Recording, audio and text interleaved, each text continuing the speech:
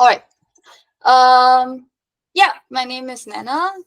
I work with the Regen Foundation for a little close to 3 years now, I think, which means I've been working in the Web3 space also for the same amount of time.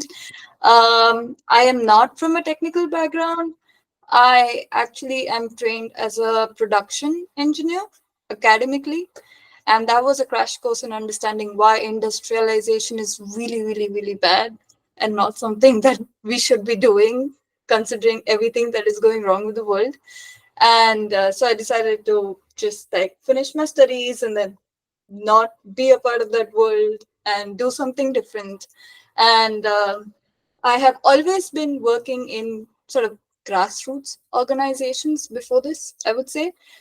So I was working as a menstrual activist and a product developer in India. Menstrual waste happens to be a huge problem that is affecting a lot of our oceans and water bodies and waste management systems, both in countries that have good waste disposal systems like the Western world, like the UK, and also much worse in poorer countries in the global south that do not have that system. And with the population rising, we projected that the menstrual waste problem reaching our oceans and river bodies is only going to increase more and more. So, what is a better way to deal with it? And can there be products that can be developed that are both good for the bodies and for the environment? So, I originally come from that space of working.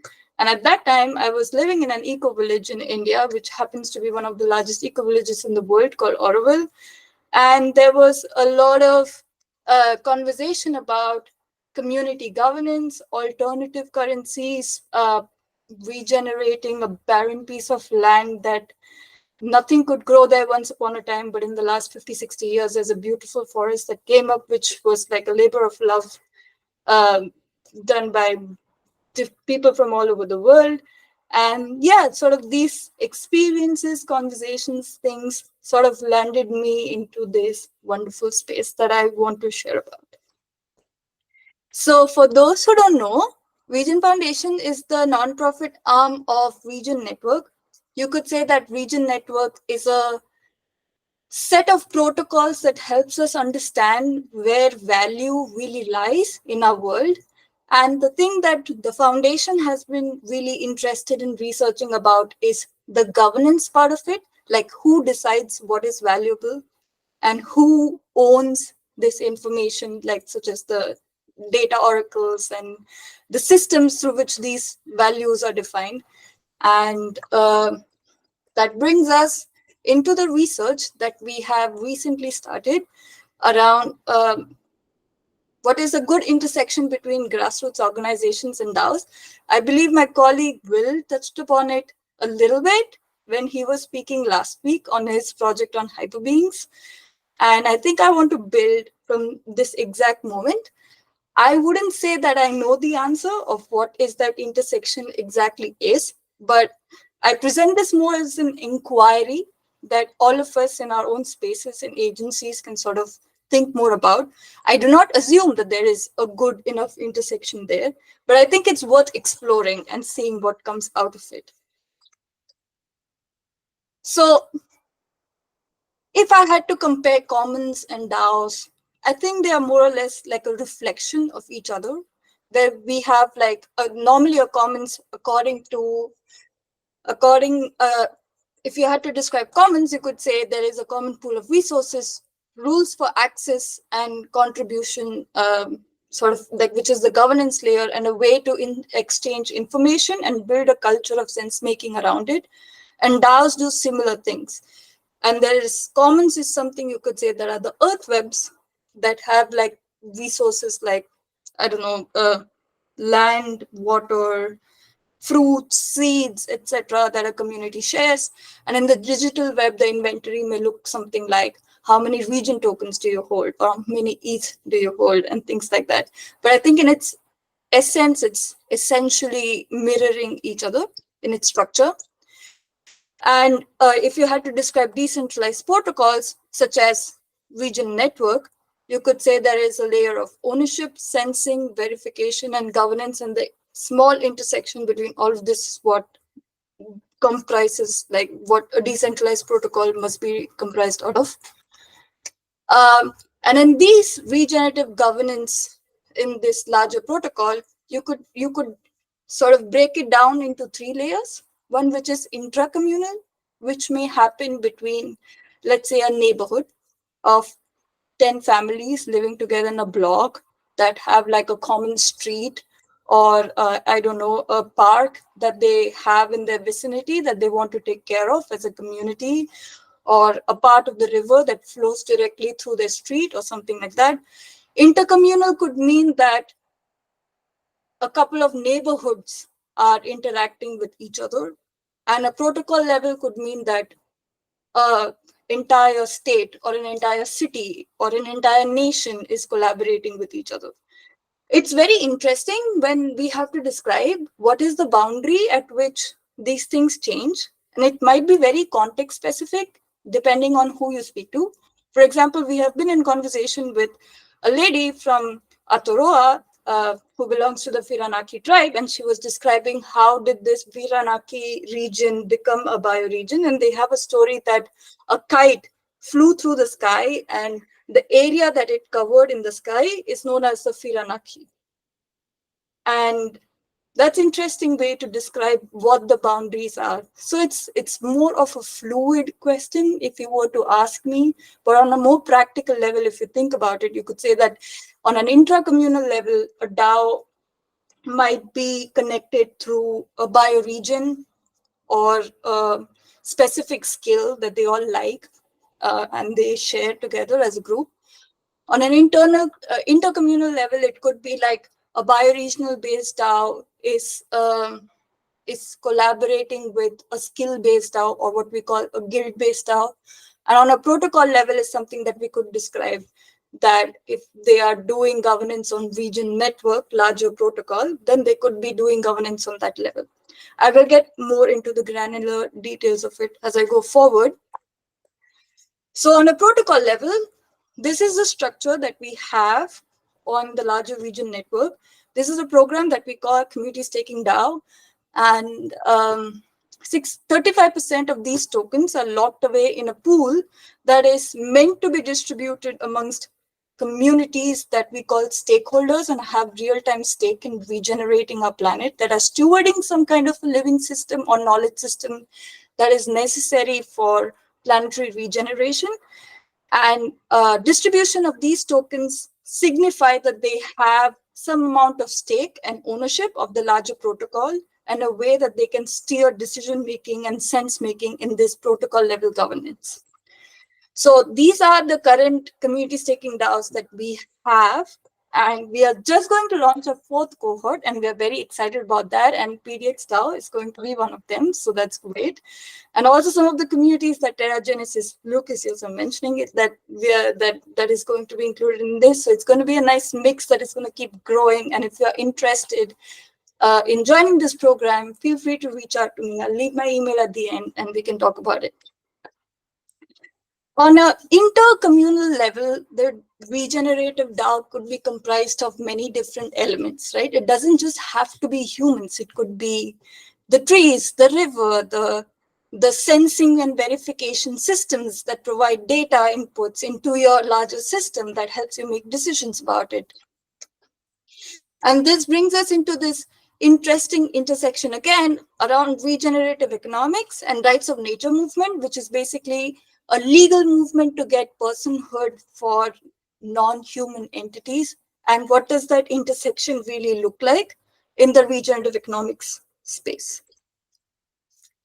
So you could say like ecosystems combined with a legal standing that allows them to have ownership, like a land could own itself or the river has the right to flow, combined with blockchain systems that help us hold inventory, sensing verification data, and tools that enable us to do governance, is the culmination of all of this, you could say, is what gives us ecological institutions.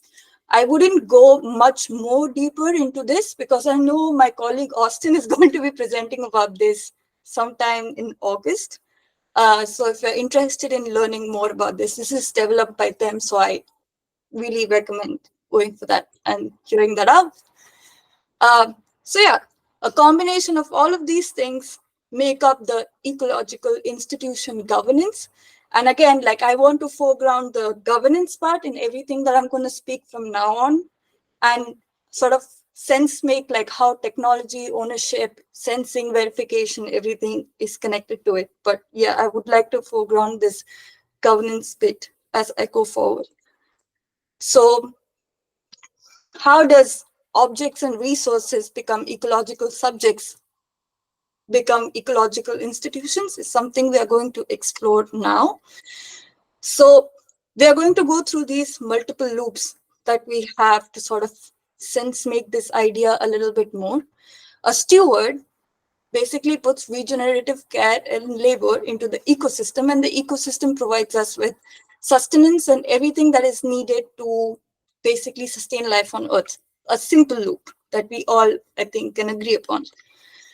If you were to say that a foundation or a corporation or a trust fund could hold money, title deeds, so on and so forth, why cannot a mountain in New Zealand do the same? Or why cannot a river in Vienna do the same? Or why cannot a forest in India do the same? So let's say the legal wrapper works for us and the ecosystem could hold itself, like the deeds to itself, the data on its health, and also like currency. So we pay highway tax, for example, and that goes to the government. But imagine we had to pay forest tax, and that goes directly to the forest, and it holds the treasury with itself. And every time the steward puts care and stewardship into the ecosystem, it gets compensated back through its funds to that. So basically what we are trying to argue here is if we replace, if we try to like redesign where value really lies and how value really flows, all of these new things can come up. It's a very powerful thought to think that a lot of the economic systems that we are talking about and living within is actually just made up. It's not it's not it's not true. It's made up by a group of human beings that came up with this idea and say, hey, let's do it. And it has been forced down by a good story. It is backed by a good story, and it has pertained so long because of violence. So if we have to come up with a new fictitious story that basically can replace our association with what is valuable in today's world and how value really flows, then maybe we just need to come up with that. So think of it as the new fiction that we are all writing together to basically replace where value really originates out of.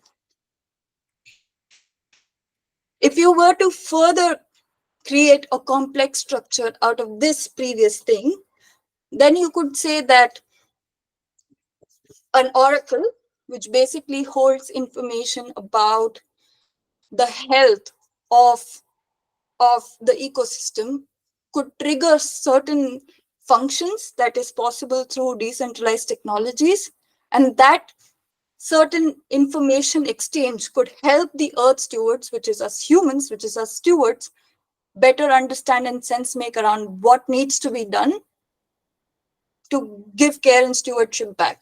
I think it's simpler to explain it with an example.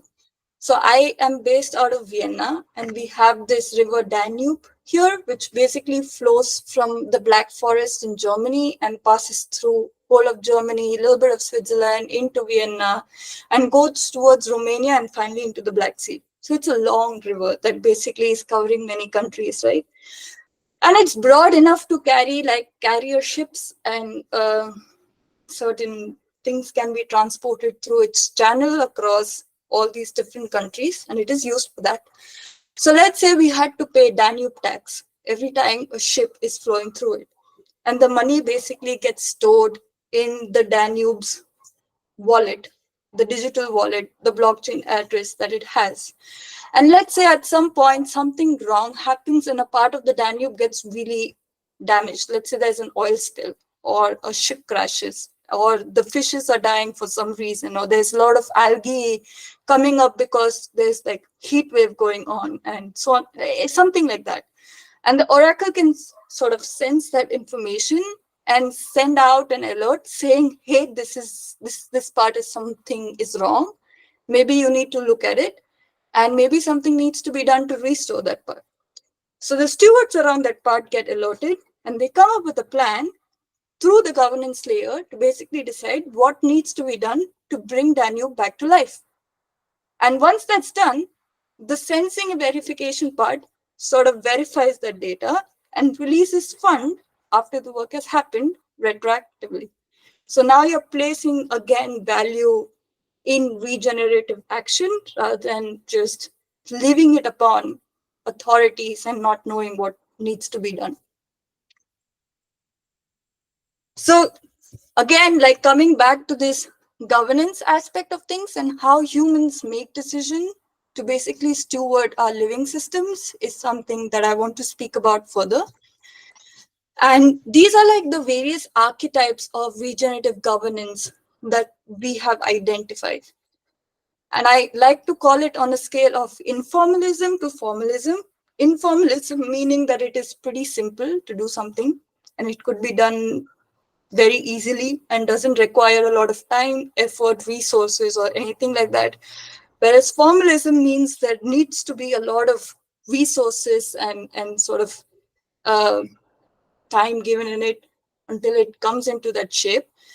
We have often seen that in this space of regenerative finance, people always sort of directly dive deep towards the end of that scale, which is the formalism scale, and which is what we call like groups come into the picture immediately trying to create like eco-credit modules or NFT impact certificates. While the goal for a lot of projects is that, and that is the way that we want to move towards, we also understand that there are a lot of roadblocks that they face once they reach certain points. For example, the biggest roadblock that we have seen so far is around verification of data and the credit that they want to produce, which is often dependent on a centralized third-party body, and it's a super expensive process to go through. And not a lot of groups might have that resources handy to sort of deploy at that given moment. So just like placing yourself, depending on the time, energy that you have, correctly on the scale, and trying to go downstream towards eco-credit module is something that we would like to explore with the groups that we are working with.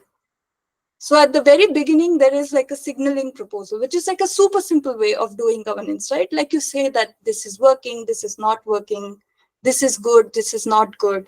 Should we spend 500 euros to buy non-GMO seeds for our farm or not? Or should we spend rather 300 euros? Or what is it that we really need to do? Simple proposals that could be done by anybody to sort of create a culture of coherent governance in your community. Then the resource allocation part, which is like, hey, I think I worked 40 hours in the farm this month and I would like to be compensated for the work that I'm doing. So please, could I get this much amount of money from the collective treasury that we have? Is that okay or not? And the groups can vote, yeah, I think this is totally fine and you should get the money and blah, blah, blah. Again, a little bit skill upwards, but it's again a simple way of doing things. The impact verification pools, it's where it gets slightly more interesting. So we have been working with few groups, and I want to specifically talk about this example of this group called Chatafisha that I will sort of, maybe it's okay, it's after, so I'll start with it. So this is a group in Tanzania that basically supports a group of plastic collectors. And they are trying to build a DApp, basically, that has this plastic methodology in it. And they are trying to create like impact certificates that basically provide, mints that out and provides it.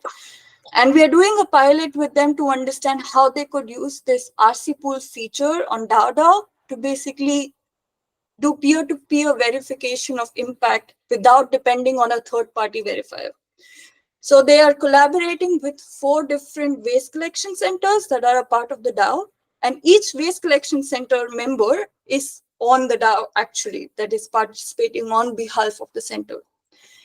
Every 2 weeks, the amount of plastic that is going to be collected, they're going to weigh it, they're going to verify it, like verified as in putting it on a scale and taking a picture and uploading that picture onto the platform, and just like uploading a simple CSV files with other information like what kind of plastic was really there, did they segregate the plastic or not into these different types, and so on and so forth.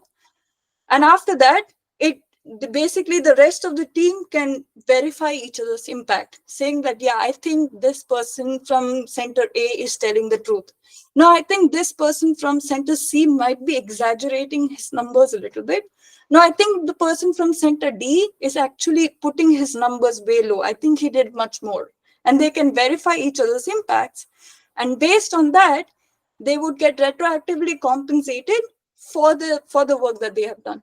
So it's not just based on the numbers that you're putting, but also like the numbers that your peers are adding to basically corroborate if your data is correct or not. What this does is there are limitations because at the moment we can't do complex MRV things like sensing, verification of soil and air quality and stuff like that and integrated there. Hopefully we build oracles that can feed into this module in the future.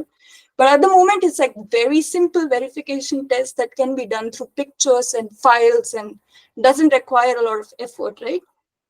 And depending on your peers' verification process, you basically get compensated for your work. So you're no longer dependent on a third-party verifier to basically say whether your work was really impactful or not. The second thing that in this case is different from EcoCredit module is that money is already there. This is a pre-financing model in which you get the money first and have some security that the money is going to be distributed towards the end of it. Normally, if you want to create an eco credit, you have to wait a couple of years to basically capture the impact, and then the credit will finally be on chain. So the 2 years of work sometimes and often goes unfunded if you do not have that pre-financing under your bag already. In this model, these tests are done in a period of 1 or 2 weeks. So the resources required to do these tests are a lot more smaller. The idea is over time, let's say you do this process every 2 weeks, deliberately for like the next 1 year or so. You have created a lot of data that you have stored on chain that your peers have verified to basically say that this work was really done or not. And the idea is, can this replace centralized verification systems and sort of support peer-to-peer verification to finally mint larger eco-credit modules that might come live in the future? So that's basically the idea. We have just started the pilot with them, and this was their first proposal, and they did like a $2 spend each to basically test out whether the features are working or not, and apparently it is, and we are excited to see where this goes. The other group that we have been working with is called Earthis Network, and they have been mostly working on the scale of signaling proposals and resource allocation. So they did proposals like, is it ethical to participate in a Gitcoin round where Shell was doing the funding or not, and what the community thinks about it? Or should they distribute non-GMO cotton seeds for certain, to like 10 of their hero farmers or something like that? Should they fund that process or not? And basically, decisions that were often made in a non-transparent way is being made with a lot more input from the community using these tools. Yeah, we are trying to find more on-ground pilots that are interested in doing simple tests and understanding if this really makes sense or not, if DAO technology is really relevant for grassroots organizations or not. I'm not saying it is, again, I'm saying it's an interesting inquiry to sort of discuss. And if you have groups in your mind that might be interested in this, then please reach out. This is the paper on ecological institutions that has inspired a lot of this work. So if you want to read it, here you go. And yeah, this is my email.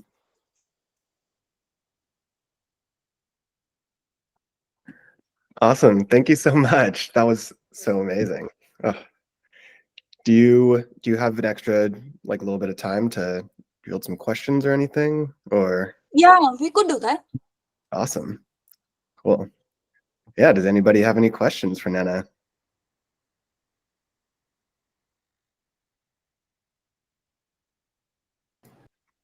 You can feel free to come up. Hello. There we go. Oh, sorry about that. Yeah, I have a quick question. I got on the presentation a little bit later. I was curious. I really love what you guys are doing. I think this is fantastic. Just really surfacing things like this and putting like embedding blockchain in our social life and allowing blockchain to kind of take away the operation of our human activities. I think that is really amazing. And I'm curious if I saw the little screenshot of the app. I was curious if there's more to that, and whether you guys are putting some of the data on chain or IPFS or anything like that. So more on the technology side of things, if you will. Yeah. So the app itself is called DAO, and you could access it using dao.zone. I guess that's the website. So they are actually a dApp that is built on many, I think 4 or 5 Cosmos chain, one of which is Osmosis, Juno, Stargaze, and a few others. I cannot remember. Um, the thing is, it's not yet on Regen, but it will soon be on the Regen chain. I think the engineering work to do that is sort of coming to close now, and it might be any day that we have it.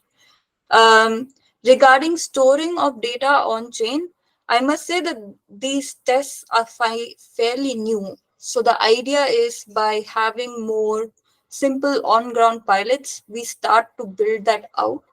I think the technology part itself is like interesting for sure, because I think in terms of UI UX, it's I think the most sophisticated that personally I have used and seen. It's pretty simple. It's fine. I wouldn't say so. I am used to the Web3 ecosystem, so I would say like it's intuitive to me, but I don't know if it's really that intuitive if you give it to a non-Web3 stakeholder. I think that's something that we still are figuring out. Like, how can we develop that a bit more?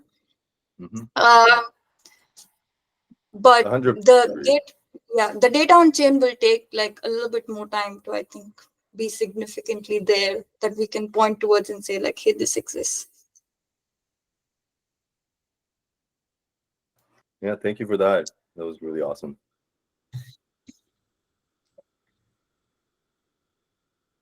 But also to say that the eco credit module on Regen allows for a lot of these ecological data to already be there. So it's not like we don't have any ecological data. If you look at the different eco credits that are there in project pages, you can make a sense of it.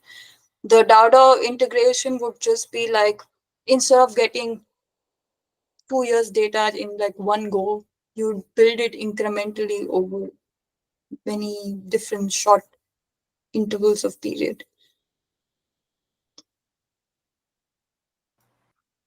Right, and I think a big part of it, and sorry, I'm just gonna keep talking here for a little bit. I think a lot of it is kind of like the DAO infrastructures are spread out all throughout the various different ecosystems. I'm so focused on Ethereum, I don't really look at any other chains, and this is really awesome that you're sharing the DAO platform, so we can see a little bit more of what everyone in the world is trying to work on. So thank you for that.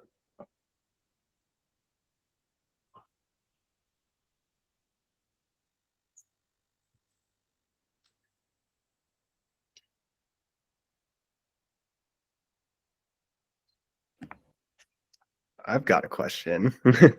As someone who's like very rooted in my local community here in Portland, I I really want the people that are doing, like my friends that are doing change work and other justice like rooted work, to be able to use these tools. And I personally have had, yeah, there's just been some barriers to kind of even just having the conversations and getting people even interested in like understanding the potentials. So I guess I broadly kind of want to ask like what challenges you've had in bringing this to local communities and what you've kind of learned from all that. Yeah, I think, when it's specifically speaking from a local community context, when a community has made decisions or has had discussions, they've always had like rituals around it, like right, like they say that okay, we will meet up for coffee or for snacks or for tea in the afternoon, and we would sit together, or we would get on a Zoom call if that's your culture, and we would talk about it and discuss it and sort of make a decision. I think just assuming that just because you have a digital platform and you don't need a ritual around that is not wise. You still need a collective ritual that you share in the way that you do things. And it could be that everybody brings their laptop to a room together and literally sit down together, have a discussion, and then finally use that platform to vote. I think using DAOs to record the way you do governance to signal into the larger world that in the way that you're doing collective sense making is important. But that shouldn't basically mean that you're, you know, uprooting your whole like system out of context and place from it. So I think this also, the inquiry is also about like how can our rituals evolve, and if we want to revolve our rituals around these practices, you know, in a way, and how do we do that? The other thing that we have noticed that is people are just not comfortable using Web3 tools. A lot of the regenerators that we might meet might just not be comfortable using these tools. And that shouldn't stop us from doing good governance, you know? I think like with the project that we are doing with which Luke is also involved in with like Choco and Dino DAO, an interesting concept emerged called as incremental validation model, where they have like a WhatsApp group where any decision that has to be made could be shared as a WhatsApp poll, because it's a lot more easier to use because people are comfortable using WhatsApp. And based on the screenshot that comes out of the WhatsApp, that could be put as a proposal on on DAO saying that this really happened or not. And like one or two people that are comfortable using DAO can basically attest to it, saying yes, it did happen. There's a screenshot, it did happen. And slowly, as people get comfortable with the tools, you can let them come in their own time and pace, and respecting the learning journey as well. So I think that's also important to sort of come up with like bridges and ways in which we can do that.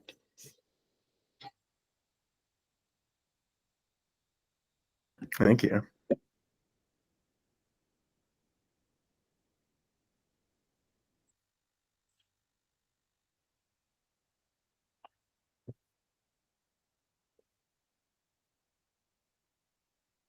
Yeah, Diego. Hey, hello, Nena. Hello.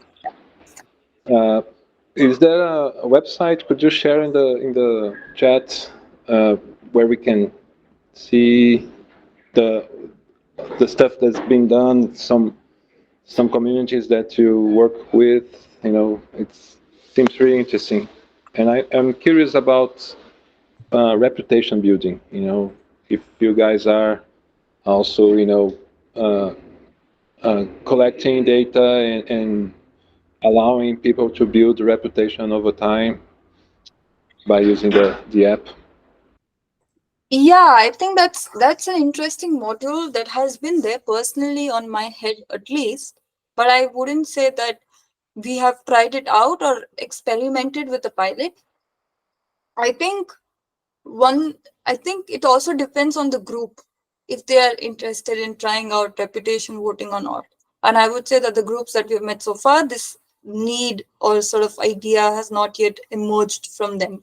But if there was a group that wants to experiment with this, I think that would make for a really cool test to basically figure out how that works out.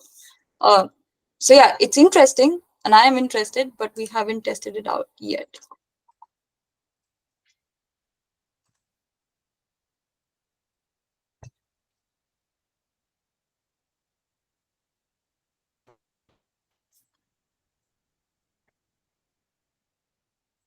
Yeah, Nidhi. Yeah, yeah. Hi, Nena. Hi.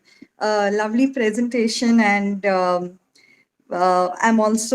also conducted research in Auroville last year on the governance of Auroville. I was there for a year with my professor, so glad to see a fellow Aurovillian, or we No. have our roots there somewhere. So, I mean, I'd like to know more about what work you did in Auroville itself.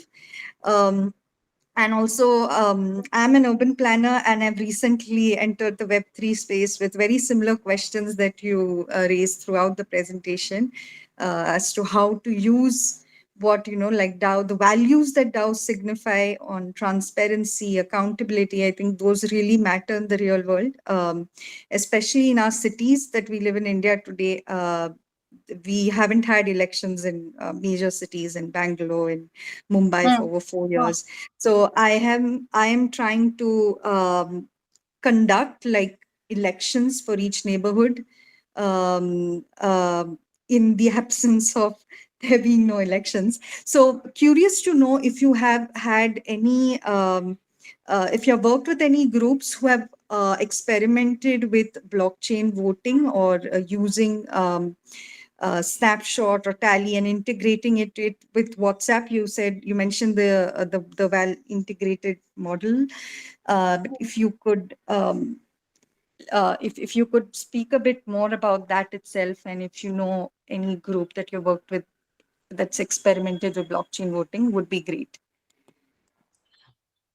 I mean, all great questions. And I never really exactly worked with a group that was doing governance in Auroville, but it was a very hot topic because of everything that was going on and still is going on. So I attended a few like public meetings, and I had a few friends that were really into these town hall meetings and planning and stuff. And I think there was a project going on at that time that was funded by the South Korean University on deploying community currency in Auroville. And Yeah. I had like close friends that were working on it. So that's how I got to know, and I participated in like a few tests and things like that. But it was not me that was directly contributing. It was just like it sparked curiosity in me, is all I would say, that ended me here. I was also like, it was also like a big culture of gift economy that still I think exists in Yeah. Auroville.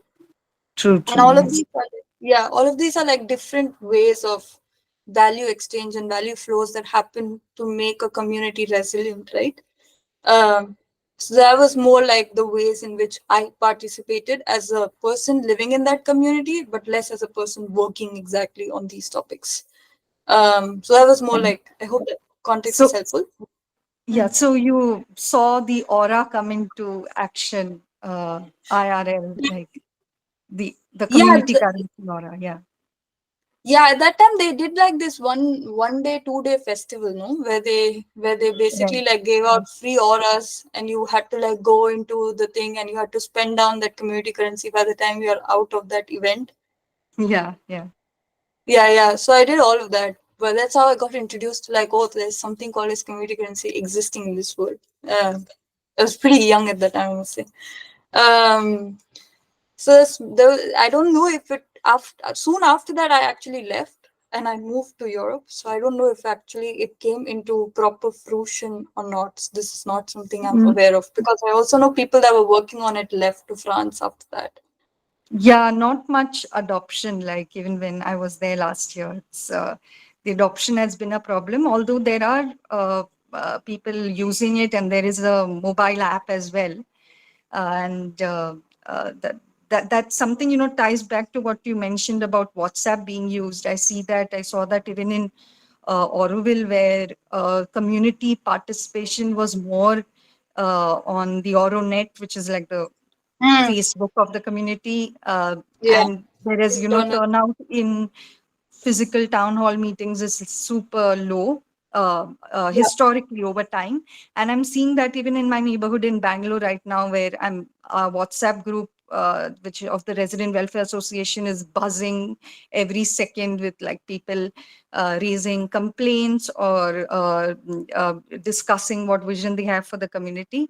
But there is no platform for participating in the community physically. There is supposed to be legally, but there isn't, and it hasn't existed. So one thing that I would say is the size of this community that we are talking about is around 2,000 to 3,000 residents at the very minimum. And the pilots that we are testing out is at a scale of like 10 people to 15 people. And as you increase the size, the systems and the complexity of governance also increases.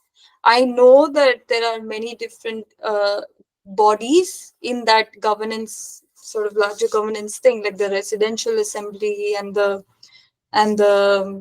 what is it called, the commission, the foundation, Auroville Yeah, the Foundation, foundation. Yeah.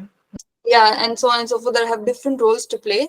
But it's I'm not saying that it is impossible to sketch that out on a blockchain where you could do basically decentralized governance and allow like voting to happen, and it could even be relevant what Diogo was mentioning before on reputation systems, that if you're really participating in discussions over time, then you basically have more weightage in like governance systems as you go forward.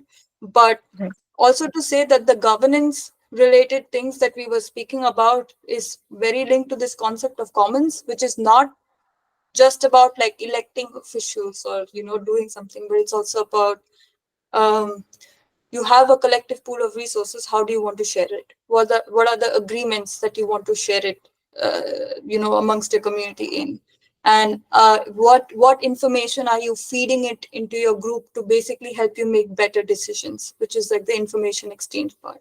So it's like all of these things that need to work hand in hand for good governance to take place. So I don't think the emphasis should be just on voting itself, but it should also be about how are we feeding in all of these different information into the system that helps stewards like us, whether it's a steward of the community, steward of the place, steward of the river, or whatever it is, make better decisions.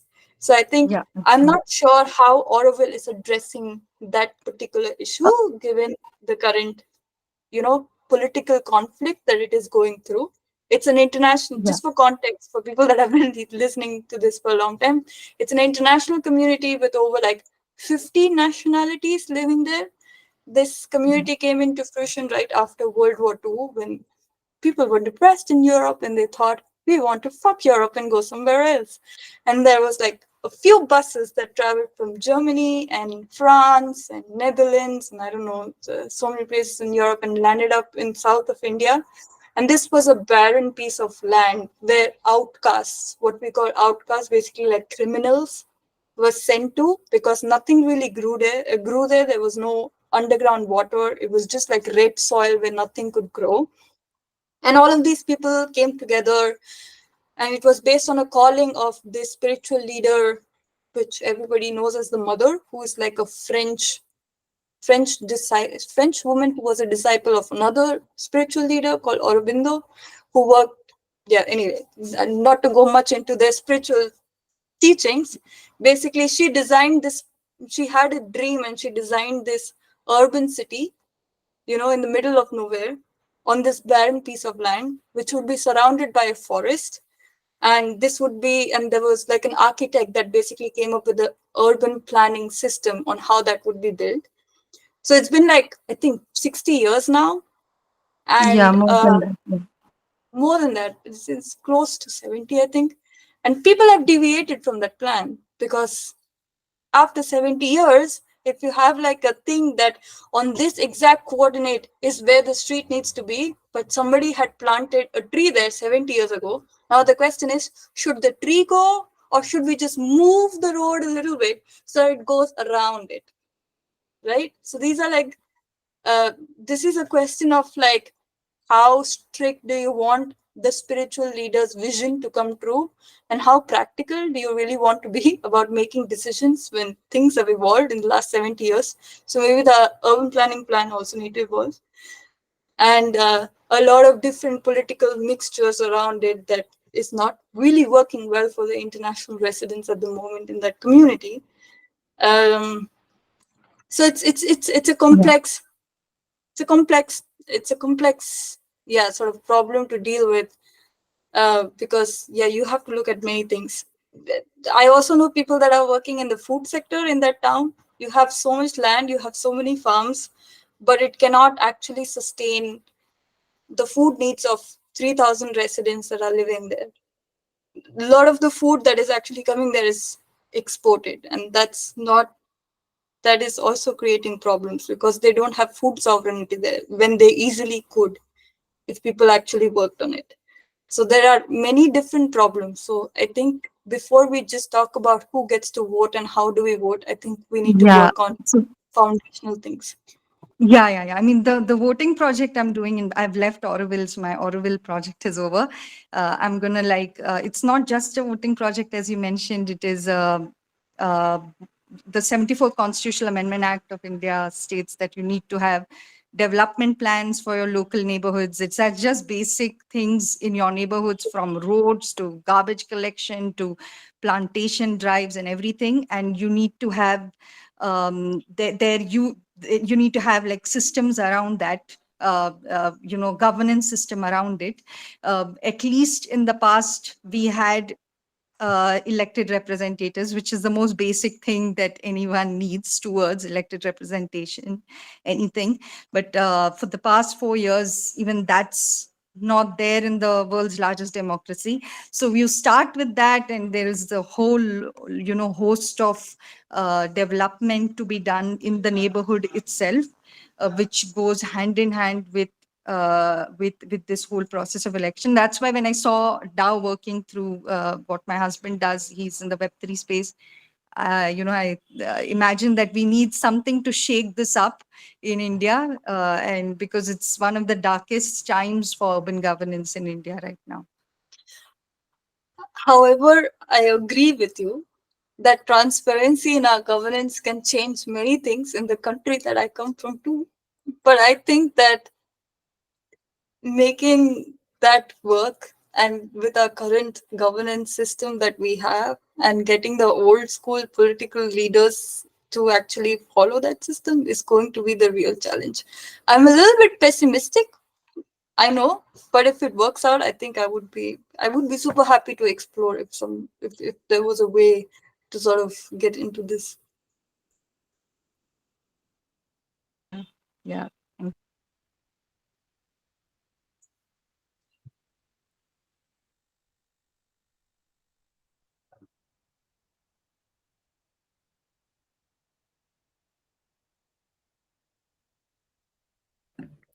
Cool. Do we have any other questions or closing conversations?